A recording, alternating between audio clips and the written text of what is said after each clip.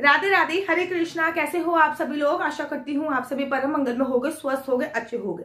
सब प्रथम आप सभी को विजया एकादशी की अनंत और अनंत शुभकामनाएं। जैसे कि नाम से संबोधित हो रहा है कि हर चीज में विजय दिलाने वाली एकादशी। पद्म पुराण में और स्कंद पुराण में इस एकादशी का वर्णन कुछ इस प्रकार आया है कि पद्म पुराण के और स्कंद पुराण के अनुसार अगर कोई व्यक्ति शत्रुओं से घिरा हो, जिसके चारों तरफ हर तरफ शत्रु हो, तो अगर वो विजया एकादशी का व्रत रखता है तो उनको विजय प्राप्त होती है अपने शत्रु पर। कोई आपका कोर्ट कचहरी में केस चल रहा हो तब आपको विजय प्राप्त होती है। अगर बच्चे विजय एकादशी का व्रत रखते हैं तो उनको हर क्षेत्र में विजय प्राप्त होती है। लेकिन बड़ी ही कंफ्यूजन है कि मेरे पास भी बहुत मैसेज आ रहे हैं और मैं वीडियो अभी तक नहीं डाल पाई, थोड़ी काम की व्यस्तता की वजह से, कि दीदी एकादशी का व्रत 6 तारीख को रखा जाएगा या 7 तारीख को रखा जाएगा। बहुत सारी कंफ्यूजन है, तो मैं आज आपको बताने वाली हूँ कि एकादशी का व्रत 6 तारीख को रखा जाएगा, 7 तारीख को रखा जाएगा। विजय एकादशी की पूजा अर्चना वंदना कैसे करनी है, विजय एकादशी पे करने वाला एक चमत्कारी उपाय। जैसे कि मैंने आपको बता दिया ना कि हर काम में विजय दिलाने वाली एकादशी है। इसका व्रत रखने से आप कभी असफलता का मुंह नहीं देखते, इसलिए बच्चों को मैं जो जिनके एग्जाम चल रहे हैं उनको मैं विशेषकर विजय एकादशी का व्रत रखना हमेशा प्रेफर कराती हूँ। सबसे पहले तो मैं आपको बता दूं, जो एकादशी तिथि का प्रारंभ हो रहा है ना, वो 6 तारीख को हो रहा है। सुबह सुबह 6:30 बजे के आसपास प्रारंभ हो रहा है और 7 तारीख को 4:20-30 पे विश्राम हो रहा है। अर्थात पूरे दिन उदय तिथि के अनुसार जो एकादशी है, क्योंकि सूर्य उदय का समय जो है वो 6:42 पे है, उदय तिथि के अनुसार जो एकादशी का व्रत रखा जा रहा है वो 6 मार्च का रखा जा रहा है। फिर आपको दीदी इस्कॉन में या फिर राधा रमन में 7 तारीख का कैसे रखा जा रहा है, सारा कंफ्यूजन मैं आप लोगों के लिए दूर करने वाली हूँ। तो सबसे पहले विजय एकादशी का जो व्रत रखा जा रहा है वो 6 तारीख को रखा जा रहा है। बाकी बिहारी जी के मंदिर में, गौड़ी संप्रदाय में 6 तारीख को रखा जा रहा है, वृंदावन में 6 तारीख को रखा जा रहा है और खाटू श्याम जी में भी 6 तारीख को ही रखा जा रहा है। हाँ, इस्कॉन टेम्पल में और राधा माधव जी के मंदिर में 7 तारीख का व्रत रखा जाएगा। व्रत तो 6 तारीख का ही है, अर्थात एकादशी जो है वो 6 तारीख की है। लेकिन इस्कॉन टेम्पल वाले और राधा रमन के जो मंदिर वाले होते हैं वो लोग महाद्वादशी का व्रत रख रहे हैं। महाद्वादशी कैसे होती है? जब 3 योग एक साथ मिल जाते हैं, जैसे कि सुबह सुबह 4:20 पर जो है 7 तारीख को एकादशी भी है, उसके बाद द्वादशी भी लग जाएगी और रात्रि तक द्वादशी खत्म होके त्रयोदशी भी लग जाएगी। 7 तारीख को 3 योग मिल रहे हैं, एकादशी सुबह सुबह, फिर द्वादशी, फिर त्रयोदशी। और जब भी 3 योग एक साथ मिलते हैं, अर्थात 3 तिथियां एक साथ मिलती हैं, तो वो महाद्वादशी होती है। एकादशी का व्रत रखने से आपको एक एकादशी का फल तो अवश्य ही मिलता है, लेकिन अगर आप महाद्वादशी का व्रत रखते हो तो फिर आपको 100 एकादशी का व्रत रखने का संपूर्ण फल मिलता है। अगर आप एक दिन का व्रत रखना चाहते हो तो 6 तारीख को व्रत रखिए। अगर आप 100 एकादशी के व्रतों का फल पाना चाहते हो तो आप 7 तारीख को व्रत रख सकते हैं। मैं क्या करने वाली हूँ वो भी आपको वीडियो के एंड में मैं अवश्य बताऊंगी। फिलहाल मैं हूँ श्रीधाम वृंदावन में, मतलब अभी मैं वापस आ गई थी। आज शाम को मैं 3 बजे दोबारा से श्रीधाम वृंदावन में पहुंच जाऊंगी, क्योंकि वृंदावन की होली नहीं खेली, राधा रानी के साथ होली नहीं खेली, बाकी बिहारी जी के साथ होली नहीं खेली, तो महाराज आपने खेला ही का है। फागुन के महीने में जब भी आपके पास समय हो तो आप श्रीधाम वृंदावन में एक बार अवश्य जाइए और अपने प्राण प्रिय प्राण वल्लभ बिहारी जी और राधा रानी के साथ होली का आनंद आप अवश्य लीजिए। वीडियो मेरे यूट्यूब चैनल पे ऑलरेडी आपको मिल जाएंगी कि कब कब होली कब है, बरसाने में कब है, लठमार होली कब है, ये सारी वीडियो आपको मेरे यूट्यूब चैनल पे अच्छे से मिल जाएगी। अब मैं आपको एकादशी के व्रत की बताती हूँ। अगर आप एकादशी का व्रत 6 तारीख को रख रहे हो तो आप 10वीं तिथि का जो नियम है वो 5 तारीख को फॉलो करोगे। अगर आप 7 तारीख को रख रहे हो तब भी आप 5 तारीख को ही 10वीं तिथि का नियम फॉलो करोगे, क्योंकि 7 तारीख को महाद्वादशी है, एकादशी नहीं है। चाहे आप व्रत 6 को रखो, चाहे आप व्रत 7 को रखो, लेकिन आपको फॉलो करना है 5 तारीख को 10वीं तिथि के नियम। और आपको पता है कि 10वीं तिथि के क्या क्या नियम होते हैं। 10वीं तिथि पर आपको सूर्यास्त के बाद भोजन नहीं करना होता, संपूर्णतः ब्रह्मचर्य का पालन करना होता है, किसी भी प्रकार की कोई भी काम वासना क्रीड़ा को अंजाम नहीं देना होता, पृथ्वी शयन करना होता है, रात्रि को मांस मदिरा लहसुन प्याज का सेवन नहीं करना होता। ये होता है 10वीं तिथि के नियम। 10वीं तिथि को रात्रि को चावल भी नहीं खाए जाते, इस बात का भी विशेष ध्यान रखना होता है। सूर्यास्त के बाद भोजन ही मत करो, ठीक है ना। उसके बाद एकादशी वाले दिन सुबह सुबह आपको ब्रह्म मुहूर्त में उठना होता है।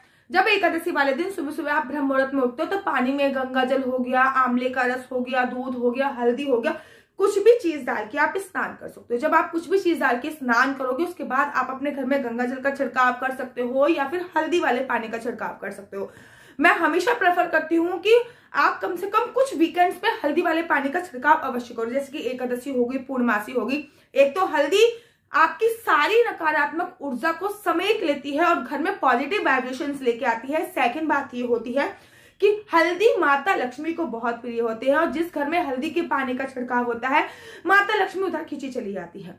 उसके बाद आपको लड्डू गोपाल को पंचामृत से स्नान कराना है और पंचामृत का पान आप व्रत में कर सकते हो। अगर आपने निर्जला व्रत नहीं रखा, अगर आपने निर्जला व्रत रखा है तो आप पंचामृत का पान मत कीजिए। खुद भी आप पीले वस्त्र पहनिए, लड्डू गोपाल को भी पीले वस्त्र पहनाइए। अगर पूरे पीले वस्त्र नहीं पहन सकते तो एक पीला दुपट्टा आपको अवश्य धारण करना है।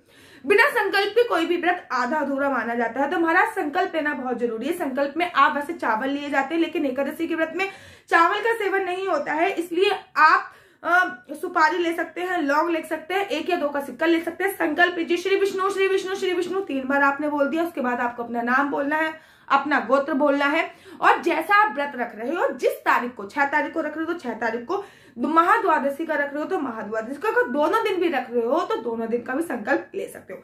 जो ये संकल्प वाली चीज है वो सूर्य भगवान को जो आप जल दोगे उसमें डाल देनी है। उसके बाद जब आप सूर्य भगवान को जल दे दोगे तो उसमें से जो 1 या 2 का सिक्का है वो निकाल के वापस लेके आना है और उसमें कुछ पैसे और मिला के द्वादशी पे किसी ब्राह्मण को, किसी गरीब को, किसी कुंवारी कन्या को आपको दान करना होता है। ये सही प्रोसीजर होता है।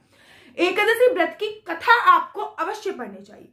कोई भी व्रत होता है ना, उसकी कथा पढ़ने से पॉजिटिव एनर्जी का संचार होता है। एकादशी का व्रत हो या फिर कोई भी व्रत हो, दिन में सोने की साफ मनाही होती है, दिन में नहीं सोया जाता। पूरे दिन किसी की निंदा, चुगली इत्यादि नहीं करनी चाहिए। जितना हो सके भगवान विष्णु के नाम का संचार करना चाहिए, जितना हो सके भगवान विष्णु का नाम जपना चाहिए। अगर आपने गुरु द्वारा दिया, गुरु द्वारा कोई भी मंत्र लिया, फॉर एग्जाम्पल आपने गुरु ने कोई भी मंत्र दिया, आप उस मंत्र का जाप कीजिए।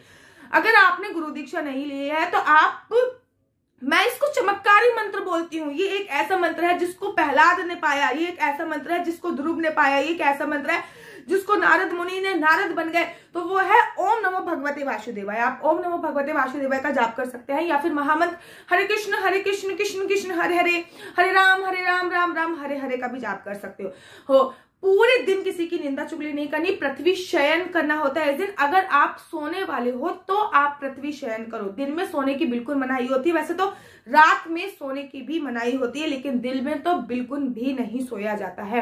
रात में भी कम से कम 1 पहर निकल जाए, क्योंकि पूरी रात में 4 पहर होते हैं। जब 1 पहर निकल जाए तब आपको सोना चाहिए। अपनी अपसेंट में आपको अखंड ज्योत जरूर जलानी चाहिए।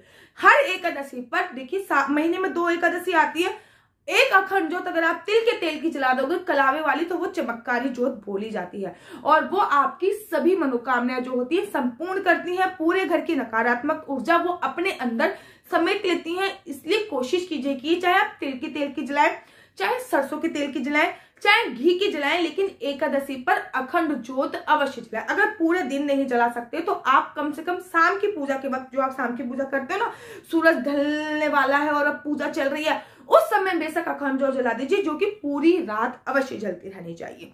उसके बाद बारी आती है अगले दिन महाद्वादशी की। महाद्वादशी का अगर आपने व्रत रखा है तो सबसे पहले आपको एकादशी के व्रत का विश्राम करना होगा। अगर आप महाद्वादशी का व्रत रख रहे हो तो एकादशी का व्रत का विश्राम भगवान के चरणों का चरणामृत पी के किया है, उसके बाद आप महाद्वादशी का व्रत रख सकते हैं। या फिर आपने 48 घंटे के व्रत का संकल्प लिया है, आप वैसे भी कर सकते हैं। एकादशी के व्रत का जो पारायण का समय है वो सुबह 6:30 बजे से लेकर 9:30 बजे तक के बीच में है। सुबह 6:30 से 9:30 बजे के बीच में आपको एनी हाउ पारायण कर लेना है। अब मेरी बात ध्यान से सुनिए, मैं क्या कर रही हूँ, मैं 6 और 7 दोनों दिन का ही व्रत रख रही हूँ, क्योंकि मैं महाद्वादशी का व्रत, जो कि बहुत कम संयोगों के साथ आता है, वो भी रख रही हूँ और मैं 6 तारीख का भी एकादशी का व्रत रख रही हूँ। मैं जब संकल्प लूंगी व्रत का तो मैं 48 घंटे के व्रत का संकल्प लूंगी। मैं ये भी बोलूंगी कि मैं 48 घंटे के बाद अपने व्रत का पारायण करूंगी। जब मैं 48 घंटे के बाद अपने व्रत का पारायण करूंगी तो मेरे को द्वादशी पे व्रत का पारायण करने की आवश्यकता नहीं होगी। तो यही होएगा, आप लोग भी दोनों दिन का भी व्रत रख सकते हैं, या फिर अगर आप एक दिन का व्रत रखना चाहते हैं तो आप 6 तारीख को व्रत रखिए। देखिए, अगर आप 6 तारीख को व्रत रखोगे तब आपको 9 तारीख और 8 तारीख को शिवरात्रि पड़ेगी। ध्यान, आप पूरा ना जोड़ के देख लीजिए ना, एकादशी 6 तारीख की है तो चतुर्दशी तिथि आपको 8 तारीख को मिल रही है, क्योंकि शिवरात्रि में शाम की पूजा का विशेष महत्व होता है, इसलिए 8 तारीख को हम शिवरात्रि बनाएंगे। क्योंकि 9 तारीख को जो शिवरात्रि हम बनाएंगे उसमें हमें शाम की अर्थात प्रदोष काल की पूजा नहीं मिली है। ध्यान रखिए, भगवान विष्णु से संबंधित जितने भी त्योहार होते हैं उनका व्रत सुबह की पूजा का बहुत विशेष महत्व होता है, और भगवान शिव से संबंधित जितने भी उपवास होते हैं उसमें शाम की पूजा का विशेष महत्व हो जाता है। एकादशी पे वीडियो भी मैं आपके लिए जल्दी लेके आऊंगी, और अगर आपको मेरी वीडियो अच्छी लगती है तो आप अपना यूट्यूब चैनल हरि बोल को लाइक शेयर सब्सक्राइब करना बिल्कुल भी मत भूलिए। तब तक के लिए मुझे दीजिए इजाजत। राधे राधे, हरे कृष्णा, हरि।